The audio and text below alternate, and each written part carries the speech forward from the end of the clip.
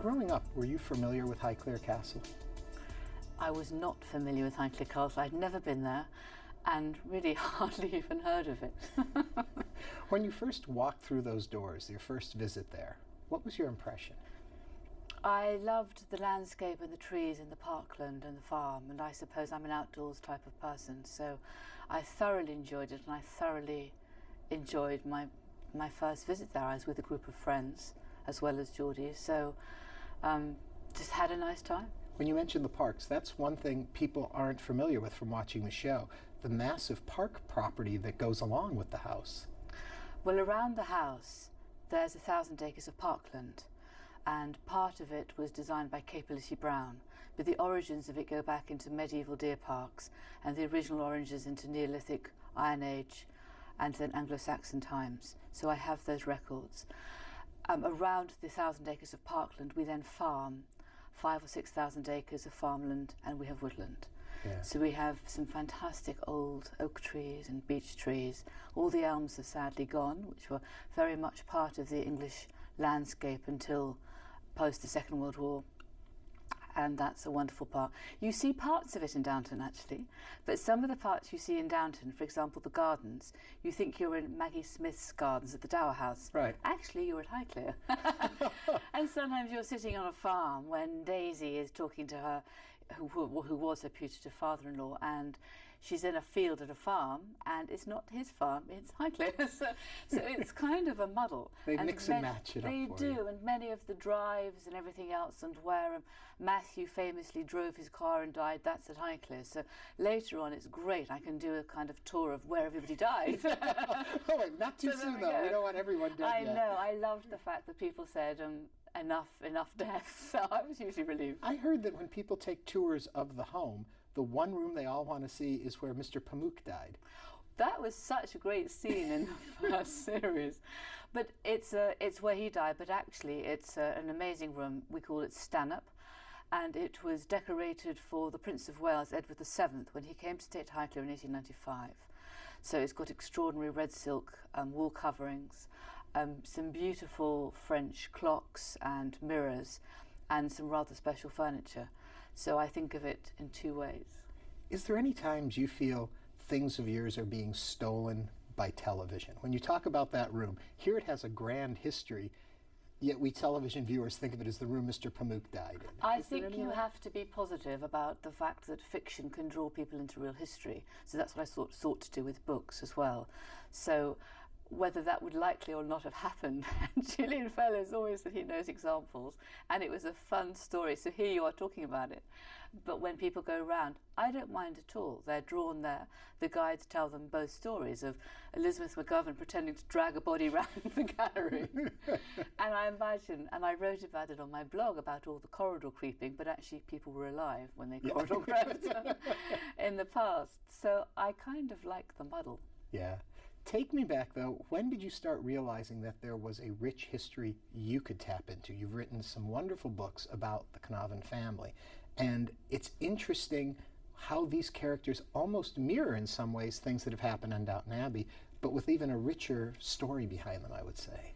When George and I took over after his father died on September the 11th, 2001, but not in New York, obviously, but in England. But it was a tragedy for us as well as your tragedy here in the States. And a couple of years later, we had begun to work out what direction, how we were going to make Highclere work, how we were going to sustain it, what its future might be, to make people love it as we loved it, locally, internationally, and how we were going to take it forwards. At that time, too, I had quite a bad riding accident and completely wrecked my knee. So I couldn't move. So I was sat in my study in the castle. So I asked the archivist just to dump books on me, because all I could do was read. So she actually brought me down lots of letters and diaries from Almina, the 5th Countess. Mm-hmm. So that was my starting point.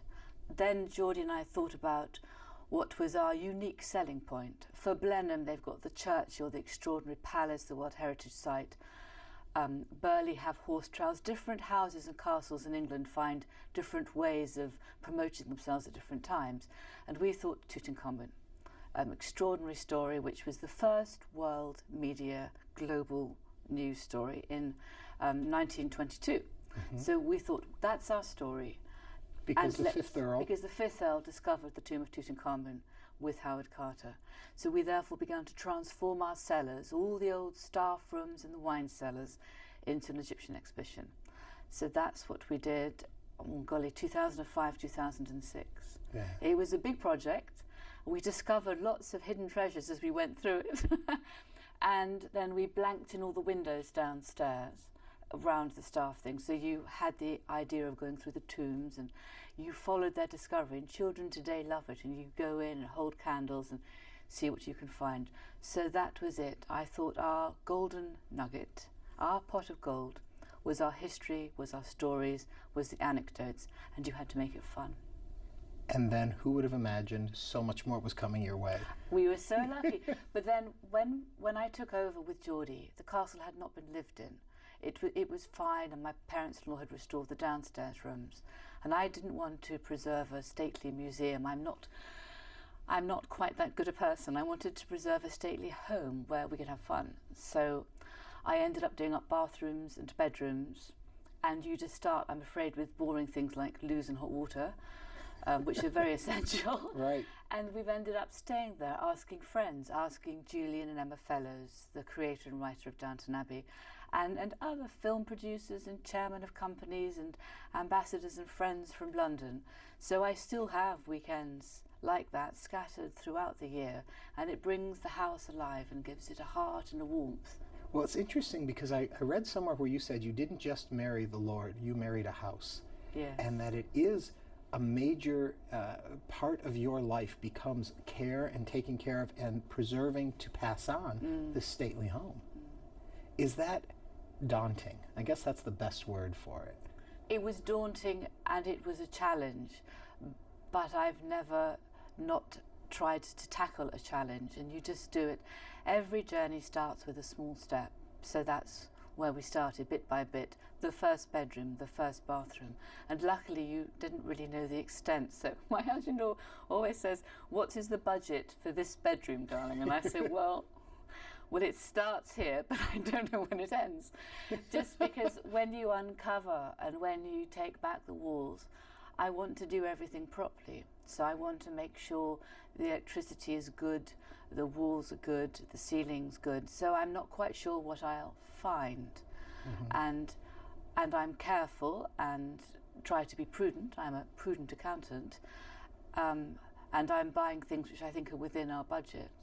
And if I have spent, as I think, a little bit too much for where we are, I'll stop and not do the next room. So you just carry on. Yeah. When you are doing a room, when you are renovating, repairing, decorating, how much do you pay tribute to the past, and how much are you incorporating the new and the modern into it? How do you make that decision with each choice? I approach everything quite slowly, and I hope with thought, and I'm thinking, where was this room? Where did it come from? What did Sir Charles Barry, who was the last architect of Highclere Castle, the latest one in 1842, what were his thoughts? What was his idea of the space? And what was in vogue at the time? Then I think, what do visitors today expect? And what do I like? And I have to pay some sort of nod to English heritage to make sure that they would be happy if they considered what I was doing. And it is my husband's family home. So there's all those things going on. So all in every decision. Oh my goodness. So sometimes it does go a bit wrong. And I was painting the gallery, which you see a lot of in Downton Abbey. And you want to get the right paint colour, because once you've started, it's a huge space. And I should have bought shares in most paint companies. And I had about 20 different samples and was struggling because the light changes around it. Anyway, I had chosen one and bought the paints. And then I thought I'd better just ask my husband, Geordie, darling, what do you think? And he said, well, I like them all and don't like that one. Of course, that was the one. So I said, bad luck to you, labour off. It's going up anyway. Anyway, so the next bedroom I asked him earlier. Yeah. But, yeah. A question about the house, and I've read that the house that we currently see came about in mid-1800s. Yes. But it was built around, over, in place of a previous house. I never understand exactly the story there. Was there a home there that this is built around, or was it raised and they put a whole new building there? It was not raised. The earliest records of a house at Highclere are 749 AD. There's an Anglo-Saxon charter where King Cuthred of Wessex granted the space of Highclere and the estate, much as it is today, to the bishops of Winchester. And they built a house there, a small church. There were tile mills and a village in Dovecot, ox house and a horse barn and things like that. So that stayed more or less where it is. Then in about 1360, William of Wykeham built a palace, more or less where Highclere is today. So the library you see today, underneath that, we found the remains of the palace of William of Wykeham. And there was a long building above it, very rich and ornate, perhaps more like what you'd see in the city of Winchester today. And in 1399, he created Roger Waldham, Archbishop of Canterbury, at Highclere. So it must have been a palace of some size. Yeah. It then it continued on to the following century, and then eventually it was sold off by Henry VIII and his son, who were nationalising church property. And it was then bought by a secular family, the Kingsmills, and they built a Tudor house there. And 100 years later, my husband's family bought it and changed it on top. But the heart of the saloon, which you see today, behind the fireplace is a medieval fireplace. Under the floors are old water wells from the medieval times when the knights used to kick huge logs on the fire in 1360. And it went from there all the way through. And I've got old maps which I've been looking at. So I've been working on my medieval landscape upstairs here today in the hotel. And where the courtyard is at the back, you sometimes see, I know there's the remains of an ox house and a dovecot and stables, and I can see where the kitchen was. The remains of the medieval church, you can see the bricks. There's a crypt underneath, which I haven't yet been into. I have to pluck up my courage in case I'm not sure who I'll find in that. Right. I know there was a cemetery not far from Highclere, and there may be some bodies from the plague time still buried in there. So it is an old, old place. There was then a Georgian house created in 1780, and at the moment I'm searching for the architect, I only have the sketches of that house. And it may have been Capability Brown, which is my excitement and my current pursuit of source of who built that house. And then in 1842, the third Earl of Carnarvon wanted a much greater house than the very nice, restrained gentleman's 18th century residence. And he created Highclere Castle on top of the old house. So a long answer. But quite a rich history. A rich history. Does your husband's family ever marvel at the fact how much you know about their family now? Because you married into this family. Well, I think marrying in and then researching it is slightly easier because you're one removed. I think when I think about my own grandparents or what they did, you have an immediate emotional pull to put them in the rose-coloured light for your parents, your grandparents. So being just one step removed, I adore my husband and respect enormously his family, but I'm perhaps able to have a little bit more perspective in terms of writing about it and researching it. What fascinated you most about Almina? I think she was an extraordinary woman. Almina was an extraordinary woman who made such a contribution to men's lives, and a contribution which is essentially she saved their lives. So she gave these men back to their mothers and their sisters and their wives. And it was such a gift. There is no greater gift. So she spent all her money on doing good in that way. So there's I hope it's resonated clearly very strongly in America today with your tremendous tradition of philanthropy, because that's what she was. She was one of the earliest 100% philanthropists, which in the end, even her tremendous Rothschild fortune could not withstand, and she ended up going bankrupt. So she was a Rothschild. She was a Rothschild. An illegitimate child, though. Yeah. How come she had money from Rothschild? How come the illegitimacy didn't block the funds? Isn't that fascinating? Yeah. It is so interesting. And when you see their wedding in 1895, one side are the Marlboroughs and the great English aristocratic families. The other side are all the great Jewish families, the Ephrussis, the Sassoons, the Rothschilds. So there was this tacit acknowledgement of who she was. And I have a marriage contract in Highclere, in the archives, which sets out the settlement between Alfred Rothschild the 5th Earl of Carnarvon and Almina to become the 5th Countess of Carnarvon. And it's executed 1 month after their wedding, in case obviously she found she didn't want to stay with him. And in it there's a dowry of £500,000, about £30 million, $50 million in today's money. And it was in something called cash. So it was acknowledged, and then after Edward VII came to stay, Prince of Wales as he was, in 1895, in the first year of their marriage, Almina and her husband went to spend Christmas with Alfred Rothschild. It was relaxed, it wasn't snide, it wasn't pointy. It's very heartwarming, actually, that it wasn't, you know, I think some of the society in America, when you read Edith Wharton's book, was much more judgmental than perhaps it was in England. You talk about in the book, though, that she was looking for acceptance to some degree, and she marries in this family. Was that then a problem? I know you're saying there was acceptance, but she had been illegitimate. How did society see her then once she married the Lord?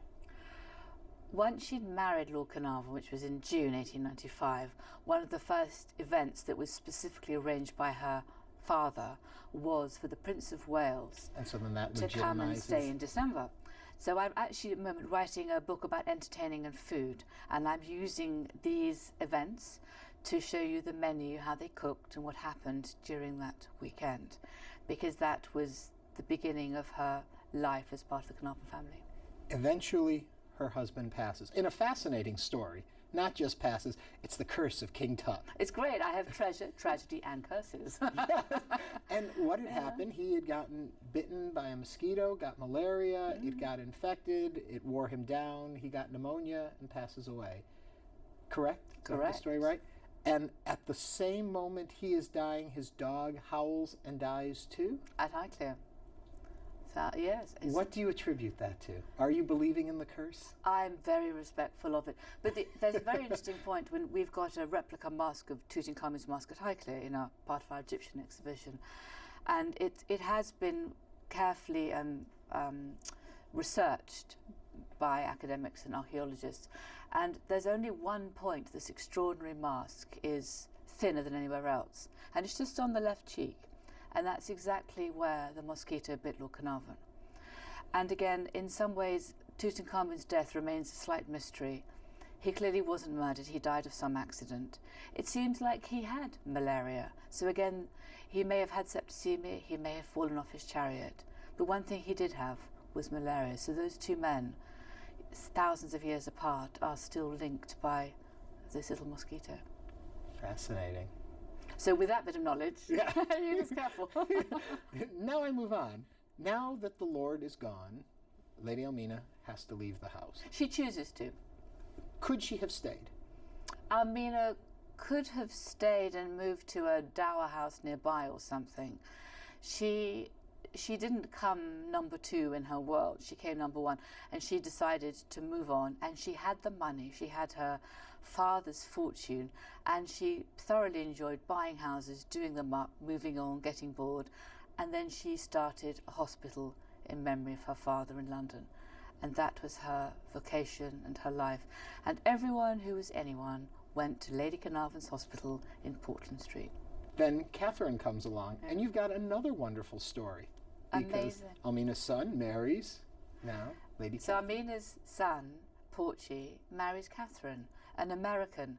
In the American newspapers, it's reported an American heiress. She wasn't an heiress.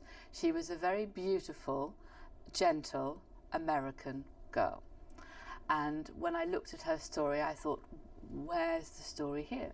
Went into the archives, rootled around, opened some miscellaneous envelopes, and found what an extraordinary story it was. She's part of the Lee family of Virginia, Robert E. Lee, and I found a little bit of paper signed by Robert E. Lee. I found other little bits of paper signed by Theodore Roosevelt, one of my favourite American presidents. So I suddenly had this bit of American history in our archives, and I had a very different story, but what a fascinating story. Mm-hmm. My question is, eventually she's going to divorce, and she leaves Highclere, and I think it's a system we don't quite fully understand here in the U.S., is that the inheritance then goes to the eldest son, the firstborn son, if there's a firstborn son, But what happens to the current lady? They're always leaving the house. Eventually, you may find yourself in a similar circumstance. Is it hard, or is it just understood with each of you that eventually the house goes on, but you move on? How does that Well, set? the first thing is that when Catherine and Portia divorced in 1936, it finally came through.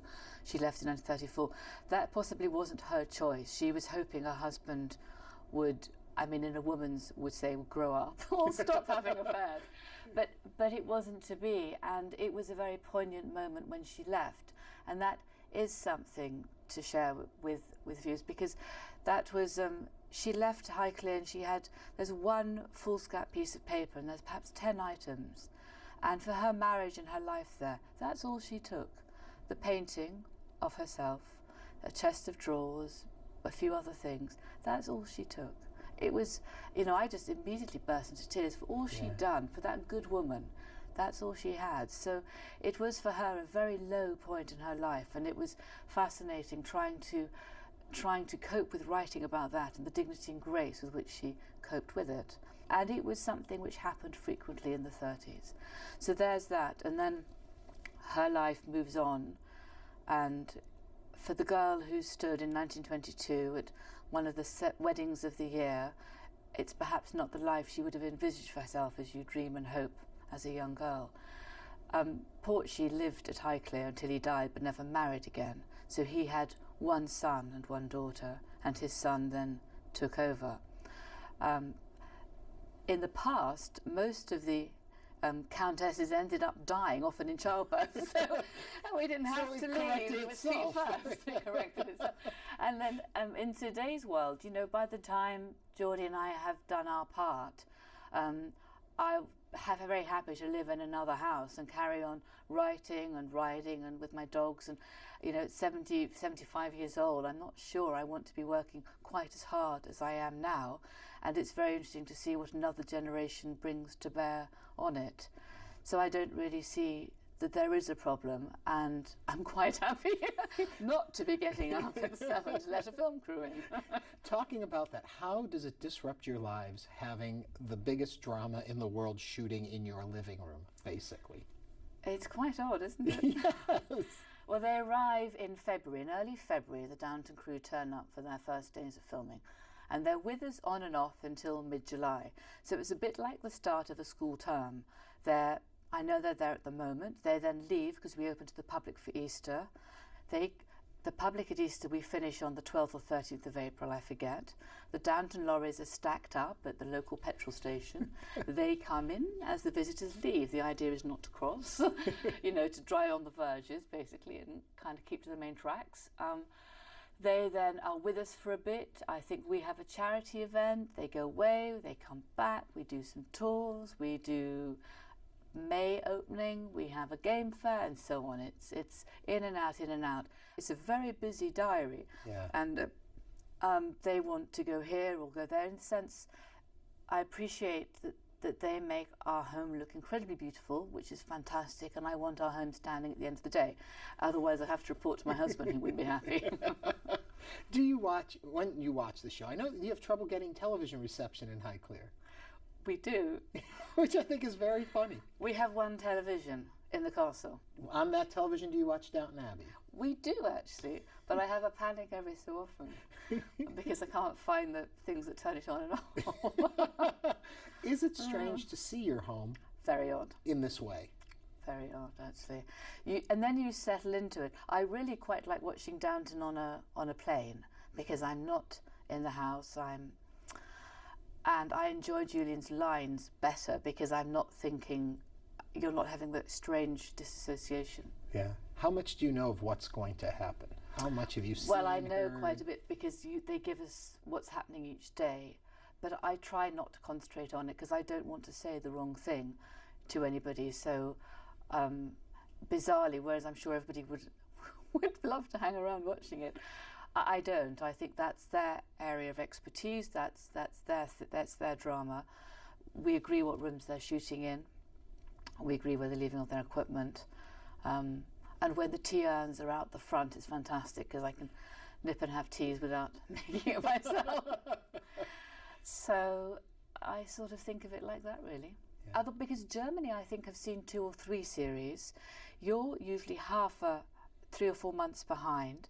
I completely forget where China are, so I can be saying the wrong thing. I forgot about to in the different wrong territories. person. There are different places too. It is. Well, it's a fascinating story. Thank you so much for opening your house to this show, your family's life, for our interest and enjoyment, the contributions of the family. Thank you so much for talking with us. No, and I'm delighted it's on PBS. I think it's been fantastic and has, I hope, drawn ever more people to support PBS, which is a great service.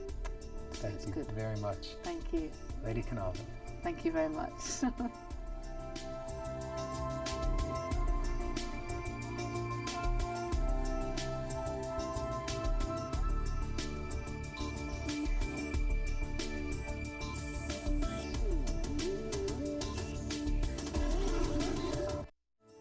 If you would like to learn more about our guests or watch other episodes of InnerVIEWS, visit our website at houstonpublicmedia.org/interviews.